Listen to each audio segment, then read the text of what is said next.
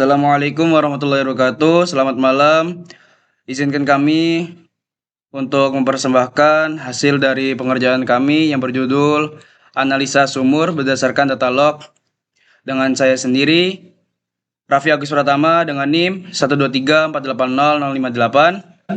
Dan saya Sriyoini Tambelarapati dengan NIM 123488059. Saya Siska Angelina dengan NIM 123480072. Saya Muhammad Al-Hakimi Ramil Saprizal dengan NIM 123480043. Dan latar belakang akan dijelaskan oleh saya. Analisa log dasar, Basic Well Log Interpretation, merupakan tahapan mendasar dalam evaluasi formasi yang berperan penting dalam industri hulu minyak dan gas bumi. Data Well Log menjadi sumber informasi utama untuk memahami kondisi geologi dan karakteristik reservoir. Oleh karena itu, analisa log dasar menjadi langkah awal yang krusial dalam mengidentifikasi potensial hidrokarbon dan mengurangi ketidakpastian eksplorasi. Identifikasi zona prospek hidrokarbon dilakukan melalui interpretasi terintegrasi log gamma ray, resistivitas, densitas, neutron, dan sonik. Untuk batasan masalahnya ada 6. Yang pertama itu analisa hanya dilakukan pada data sumur KRL 01 dan tidak mencakup perbandingan dengan sumber lain di sekitarnya. Dan yang kedua itu data yang digunakan terbatas pada data wire log yang tersedia seperti gamma ray, resistivity, density, neutron, dan sonic, serta informasi sumber pendukung yang diberikan. Yang ketiga, interpretasi yang dilakukan bersifat analisa log dasar, basic well log interpretation, dan tidak mencakup analisa lanjutan seperti uji sumur, analisa tekanan, maupun simulasi reservoir. Yang keempat yaitu perhitungan parameter petrofisika yang dilakukan hanya meliputi estimasi awal volume shell, porositas, dan saturasi air, dengan menggunakan asumsi dan nilai parameter umum apabila data lengkap tidak tersedia. Dan yang kelima itu penentuan jenis fluida didasarkan pada indikasi respon log, sehingga hasil interpretasi bersifat kualitatif hingga semi kuantitatif dan belum divalidasi dengan data produksi atau uji formasi. Dan yang keenam itu data core dan data geologi lain digunakan sebagai pendukung interpretasi apabila tersedia, tanpa dilakukan analisa laboratorium secara detail. Untuk manfaat dari project based analisa log dasar pada sumur KRL 01 adalah yang pertama itu membantu memahami analisa log dasar secara langsung melalui studi kasus nyata. Yang kedua itu melatih kemampuan membaca dan menafsirkan data log sumur. Dan yang ketiga itu menambah keterampilan menghitung parameter petrofisika dasar seperti porositas dan saturasi air. Yang keempat itu melatih cara berpikir sistematis dan terstruktur dalam melakukan analisa. Dan yang kelima itu meningkatkan kemampuan kerja kelompok dan presentasi hasil analisa. Dan yang keenam itu memberikan gambaran awal penerapan ilmu evaluasi formasi di dunia migas. Tiket pustakanya yaitu gamma ray log atau GR log. Gamma ray log atau GR log digunakan untuk mengidentifikasi litologi, menentukan volume serpih, dan menganalisis fase sedimen berdasarkan pengukuran intensitas sinar gamma alami dari unsur radioaktif dalam batuan. Kemudian, resistivity log. Resistivity log digunakan untuk mengukur ketahanan formasi terhadap arus listrik, di mana batuan berisi air, formasi menunjukkan resistivitas rendah, dan batuan berisi hidrokarbon menunjukkan resistivitas tinggi. Oleh karena itu, resistivity log berperan penting dalam identifikasi zona hidrokarbon dan pembentukan model saturasi air atau SW, serta menjadi pilar utama dalam interpretasi reservoir. Dan selanjutnya densitas log atau density log digunakan untuk mengukur densitas bulk density formasi batuan berdasarkan interaksi sinar gamma melalui fenomena Compton scattering. Data densitas digunakan untuk menentukan porositas total dan bersama neutron log membantu identifikasi litologi dan saturasi fluida sehingga menjadi elemen penting dalam evaluasi reservoir.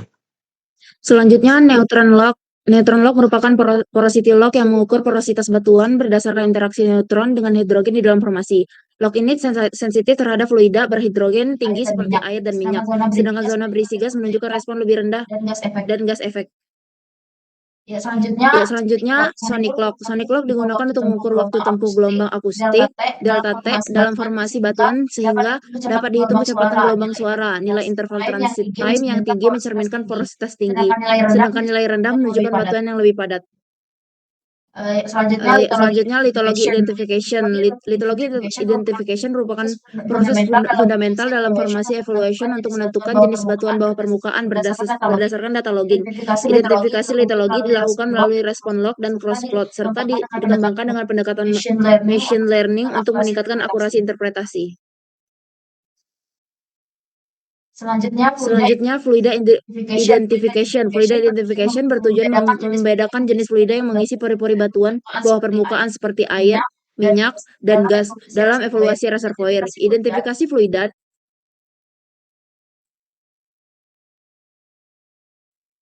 Selanjutnya itu metode Shell method digunakan untuk mengkuantifikasi kandungan Shell dalam reservoir umumnya berdasarkan gamma ray log melalui perhitungan gamma ray index dan model empiris.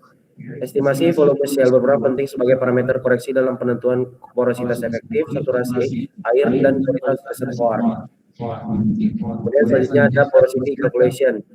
Porosity yang menggambarkan fraksi volume pori terhadap volume total batuan yang menunjukkan kemampuan formasi untuk menyimpan fluida. Dalam well logging, porositas diturunkan dari log density, neutron, dan sonic, serta menjadi parameter penting dalam evaluasi reservoir dan perhitungan saturasi fluida. Selanjutnya itu ada saturation model. Model saturation digunakan untuk menentukan saturasi air atau hidrokarbon berdasarkan log resistivitas. Archie law digunakan pada reservoir bersih, sedangkan model Simandux lebih sesuai untuk formasi yang mengandung shell dan memberikan estimasi saturasi yang lebih realistis. Kemudian ada deviation survey concept. Digunakan untuk mengetahui posisi dan orientasi sebenarnya dari wellbore melalui pengukuran inklinasi dan azimut. Data digunakan untuk merekam lintasan sumur, memastikan pencapaian target reservoir, dan mendukung pemboran berarah serta geosteering. Yang selanjutnya ada mapping using Google Earth.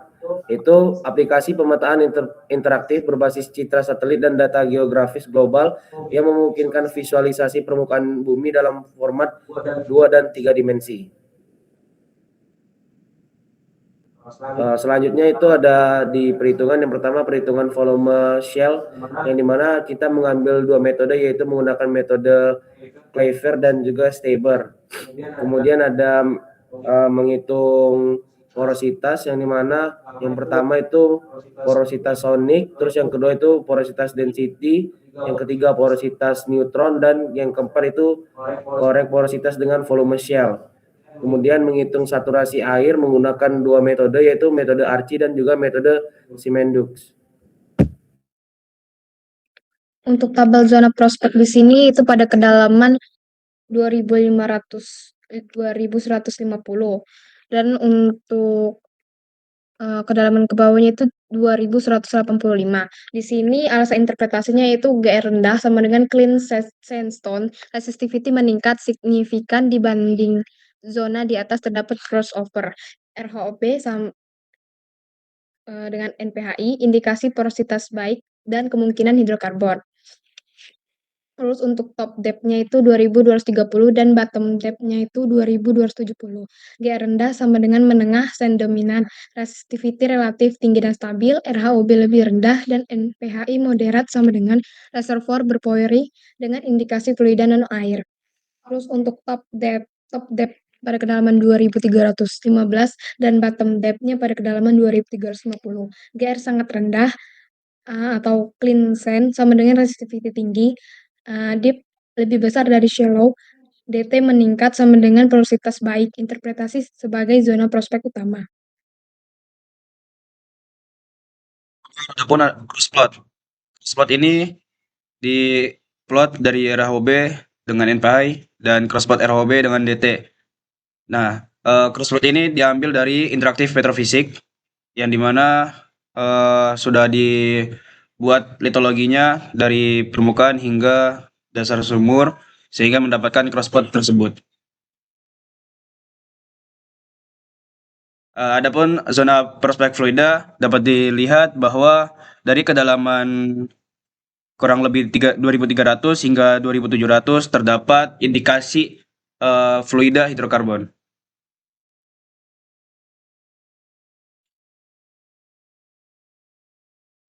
Yang terakhir ada kesimpulan. Adapun kesimpulan dari laporan ini adalah sebagai berikut. Yang pertama, berdasarkan interpretasi log gamma ray, resistivity, density neutron, serta hasil perhitungan saturasi air atau SW menggunakan metode Archie dan Simandux pada data Excel, interval kedalaman 2432 sampai 2.740 meter hanya menunjukkan satu zona prospek yang bersifat terbatas. Zona ini dicirikan oleh resistivitas rendah hingga sedang, nilai gamma ray yang relatif tinggi, serta kualitas reservoir yang buruk akibat kandungan shell yang cukup besar, sehingga interval tersebut tidak memenuhi kriteria sebagai zona hidrokarbon produktif dan lebih diklasifikasikan sebagai zona transisi.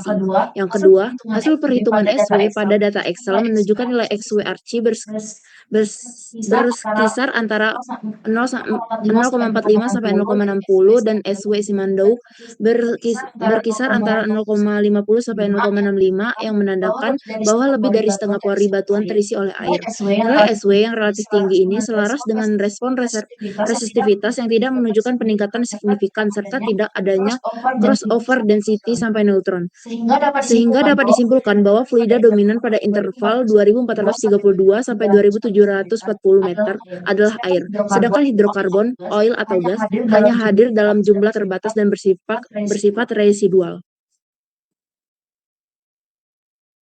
Baik, cukup sekian dari presentasi dari kami. Kurang lebihnya kami mohon maaf. Wassalamualaikum warahmatullahi wabarakatuh.